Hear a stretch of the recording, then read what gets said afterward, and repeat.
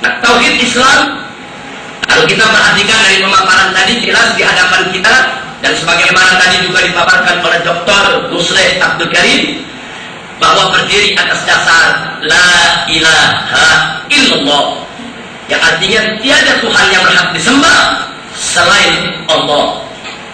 Nah, ternyata di dalam Al-Quran Al-Karim juga diberitakan oleh Allah Subhanahu wa Ta'ala bahwa tauhid la ilaha illallah bukan saja milik Nabi Muhammad SAW dan umatnya, bahkan dia merupakan milik seluruh Rasul, milik seluruh Nabi, milik daripada seluruh utusan Allah, mulai dari Nabi Allah Adam alaihissalam sampai Nabi yang terakhir yaitu Nabi Muhammad SAW.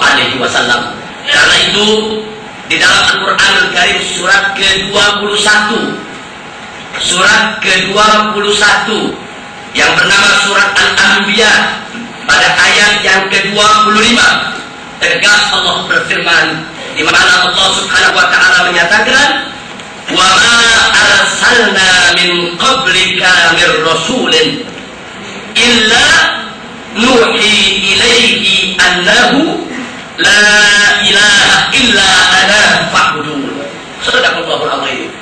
Di mana dinyatakan Allah Subhanahu wa Ta'ala, wa ma arsalnaka min qablika mir rasulin, tidaklah kami utus sebelum engkau ya Muhammad daripada rasul-rasul yang terdahulu, illa melainkan nuhi ilaihi, melainkan kami wahyukan kepada para rasul tadi, kepada para nabi tadi, kepada para utusan Allah Subhanahu wa Ta'ala tadi, annahu, bahwasanya sesungguhnya la ilaha, tidak ada Tuhan yang berhak disembah illa ana, melainkan aku, kata Allah, fa'budun, maka hendaklah kamu sekalian sembahlah aku. Shadaqallahul azim. Inilah yang dinyatakan Allah di dalam surat Al-Anbiya ayat 25 sebagai hujjah bagi kaum muslimin bahwa la ilaha illallah bukan hanya milik Nabi Muhammad dan pengikutnya, tapi milik seluruh Rasul, milik seluruh Nabi, milik seluruh utusan-utusan yang dikirim oleh Allah Subhanahu wa Ta'ala untuk memberikan penerangan bagi umat manusia. Kemudian ya ikhwan,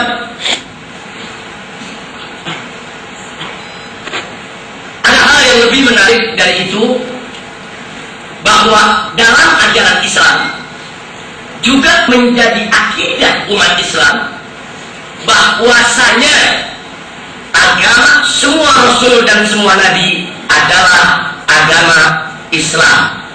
Kalau tadi bicara persoalan la ilaha illallahnya, sekarang bicara agamanya. Karena la ilaha illallah ini tidak terlepas daripada agama Islam yang diturunkan oleh Allah Subhanahu wa Ta'ala.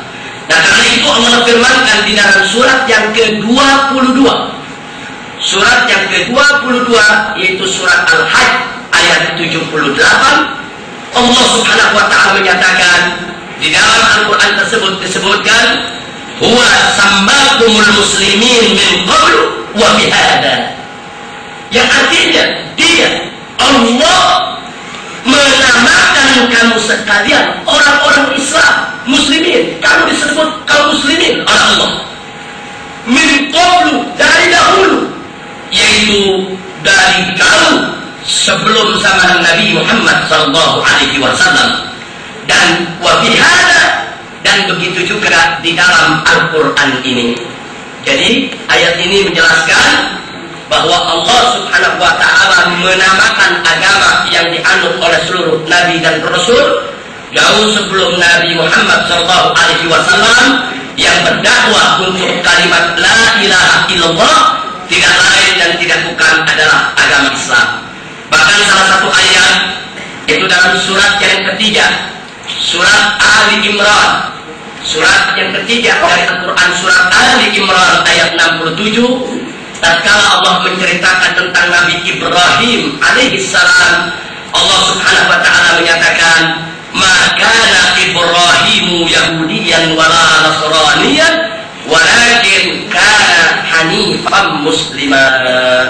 Shadaqallahul azim. Allah menyatakan dalam Al-Qur'anul Karim, "Kana Ibrahimu Yahudiyan wala Nasraniyan."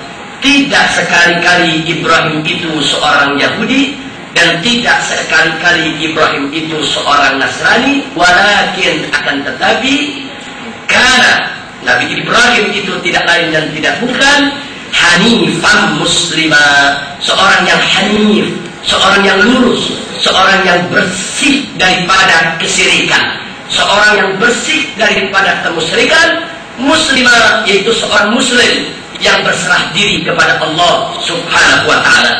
Nah, dengan dalil-dalil ini tadilah maka itu sudah menjadi akidah daripada umat Islam untuk meyakini bahwa dakwah para nabi dari mulai Nabi Adam alaihi salam sampai kepada Nabi yang terakhir Nabi Muhammad sallallahu alaihi wasallam adalah dakwah untuk menegakkan kalimat tauhid, la ilaha illallah, tiada Tuhan yang berhak disembah selain Allah Subhanahu wa taala.